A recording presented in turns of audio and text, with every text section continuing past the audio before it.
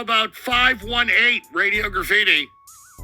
What's up? It's Hitman Cause. Hey, what's up? It's the Hitman Cause. How you doing, man? One of my blacks, by the way. And look, before you talk Hitman Cause, stop talking shit about the Hitman Cause, not only in the chat room, but have you seen the post on the ghostshow.win boards, dude?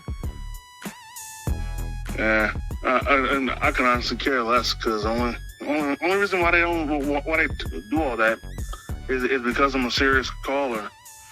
And they literally live for the trolls. Yeah, obviously, dude, obviously. So what's up with you, man? What you got to talk about here today? Not much. Did you catch the championship games? I honestly wanted to talk about it last show, but that nigga GTR kept stealing all the phone lines, so I couldn't. So I never got a chance. Well, let me tell you, if there's any evidence that the NFL is rigged, I think the last two games show it. I mean, they're fucking rigged. Freaking, I can honestly say that the Chiefs-Bengals game was pure ref ball. Dude, how they could call that last play roughing the passer is a joke. Okay, because that won the game. I mean, that's what gave them the fucking field goal. That's what won them the game. The referees. No. And you know something? They were fucking roughing Joe Burrow all game. And they never called it once. Go ahead, dude. Nah. What gave him the position was when the dude knocked Mahomes to the ground when he was already out of bounds. Yeah, but it's the playoffs, dude. I mean, it's the playoffs. I mean, what do you expect, man? There's going to be some high intensity, for heaven's sake. Shit happens, man. Yeah. And I didn't think that was a horrible throwdown either. I mean, as a matter of fact, the guy that supposedly perpetrated the whole roughing the passer, that guy got injured. He got injured, for fuck's sake. Yep. And I hate to be this person, but what goes, I think it's a bit of a stretch. Referring to Mahomes as black. Oh, well, I'm glad that you say it, because that's something that I've always brought up, that even though, this was during the whole Black Lives Matter thing, even though, you had all these, like, racialists over there in the Black Lives Matter community, I find it funny that they incorporate even, like, T.I.'s kids. Have you ever seen T.I.'s kids? Yeah. They think, they incorporate that as black. And I completely disagree. I mean, because people that are light-skinned black don't have the same type of problems that being actually black entails. I mean, you can't even go to a Korean store if you're really black without these Koreans going, hurry up and buy. Hurry up and buy. You know what I'm saying? And have some fucking Drake brother go in there and, how you doing now? Welcome to my store. It's fucked up, dude. And I just don't think that if Black Lives Matter is going to go this direction and really emphasize that Black Lives Matter, shouldn't people that are black be black and not, T.I. and his kids, Yeah, and it's funny because Jalen Hurts actually is black. And you could see it on his skin, but like, you could hardly see that on Mahomes. The man's damn near fully white. I know. I mean, he does not know the experience of a Jalen Hurts. You know what I mean? I hate to say this, skin color does matter. Because, man, I mean, the fucking Mahomes could never identify with where Jalen Hurts came from. You know what I mean? I mean, Jalen Hurts. Not at all. Yeah, I mean, he's a black man, and he's, well, first of all, aside from him being a black, he's one of the best quarterbacks I've ever seen. I mean, I used to like Mike Vick because he was so fast and he could run and shit, but he was lacking on the long ball. He was lacking on the consistency of passing. Fucking Jalen Hurts has got the real deal. And what really pisses me off is that I think Jalen Hurts is a badass quarterback, but the fact that they rigged this whole shit to make the matchup, because it's racial. I mean, that's the whole reason why the NFL did this. They want two black quarterbacks, and they're going to announce it throughout the whole show that it's the first time in NFL history, two black quarterbacks, and that's why they rigged it for Mahomes to meet Jalen Hurts. And I think Jalen Hurts should win the fucking Super Bowl, but who knows anymore, man? It's rigged. I mean, if I'm being honest, the Eagles look more complete to win it, because if there's one thing I noticed about the Chiefs is that their pass defense is terrible. So if the Eagles keep airing that out, freaking AJ Brown especially is gonna make them his bitch. Hold on just a second, dude. Jesus Christ, I'm sorry, man. I thought that he was. I don't know what to expect to that. I just thought that I saw him, talk this garbage in the chat room, and I just wanted to see if he. Yeah, I could not believe he said that. What a fucking piece of shit, dude. Yeah, but believe me, I've learned years ago, never feed the trolls, because Lord knows if he was over here, he would not say that shit to my face. No, absolutely not. He sounds like a fucking pipsqueak, dude. He sounds like the kind of guy that used to be the hall monitor in the goddamn school, and would hide behind the fat fucking teacher's skirt anytime that he would assert his authority. You know what I mean? Yeah, but back to more important matters. I find it funny when it comes to Patrick Mahomes' parents. First off, his pops played baseball, and his mom's is white. Yeah, I know this dad was a baseball player. His mom is white. So he is, half and half. But they're still, they still bill anyone who has any kind of what is deemed black blood as black. And I just disagree with that. I think that there's two different experiences there. And I think that as a matter of fact, this is actually debated within the black community.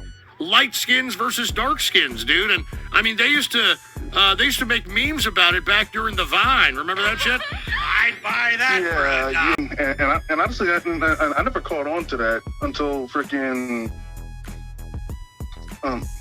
until like long after it was gone. Yeah, I know what you mean, man. Hey, Hitman Call, stay right there, dude. And ladies and gentlemen, it's Hitman Cause with my afterthoughts. If you guys didn't listen to the show, he never got back with me, so we could never finish our conversation. As far as continuing the conversation goes, I wanted to bring a little point of emphasis to the fact that of how much of a nuisance and a distraction Patrick Mahomes' brother and his wife is, and pretty embarrassing. And the fact that it hasn't thrown him off his game, it's pretty impressive, and honestly, it's a true testament to his skill.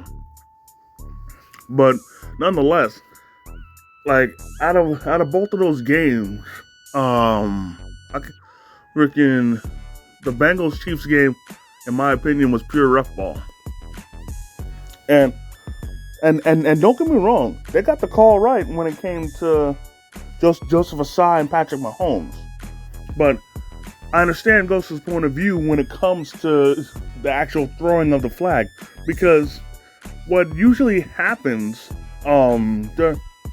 during NFL games, more specifically, championship games, we going deeper into the playoffs, or even during the Super Bowl, the refs are a little more lenient when it comes to throwing the flag.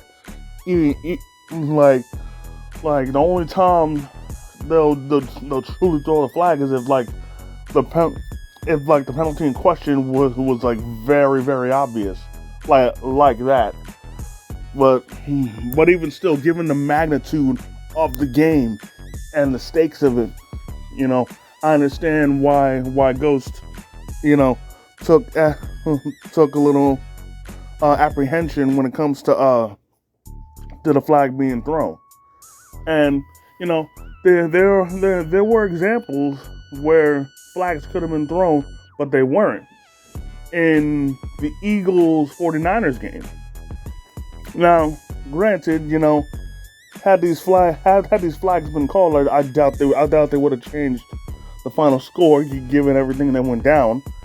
I mean, the 49ers were pretty much were doing their own version of the body bag game, given how freaking all the remaining quarterbacks went down. and freaking Brock Purdy had no choice but to try and come into the game and salvage it, which was not working whatsoever. But what happened was during that game, Lane Johnson kept getting away multiple times with a false start, and it was like blatant false starts. But he kept getting away with it. But again, like I said, he was like, had they called the flag or not, I doubt it would have made a difference to the final score, given how lopsided it was. But that's gonna do it for my final thoughts.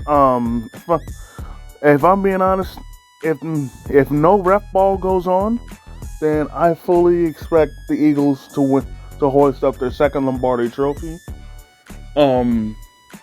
Like I told Ghost, freaking the Chiefs' pass defense is looking a little lacking. So if they air it out, if the Eagles air it out, constantly to AJ Brown and them, like for example how the Giants did against the Vikings, then they're gonna be in good shape, and they're gonna be looking at their second championship. But yeah, that's gonna do it for this video. I never want to thank each and every one of y'all for taking the time out of your busy schedule. If you enjoyed this video, go ahead and hit the like button. Comment if you feel like it. If you're new to the channel, please subscribe and hit the notification bell so you never miss a new video. Before we go, I gotta give a shout out to the underdog. Shout out to him, Ghost Rodriguez, and everybody else that be kicking it with us in the Trovo Live Ghost Show relay. And I want all of y'all, as usual, keep it locked. For later on this week, as myself and the Humble Man review NXT Vengeance Day. But until then, by way of Struggle Vision Productions, this is Hitman Kaz, and I'll catch y'all later. Peace.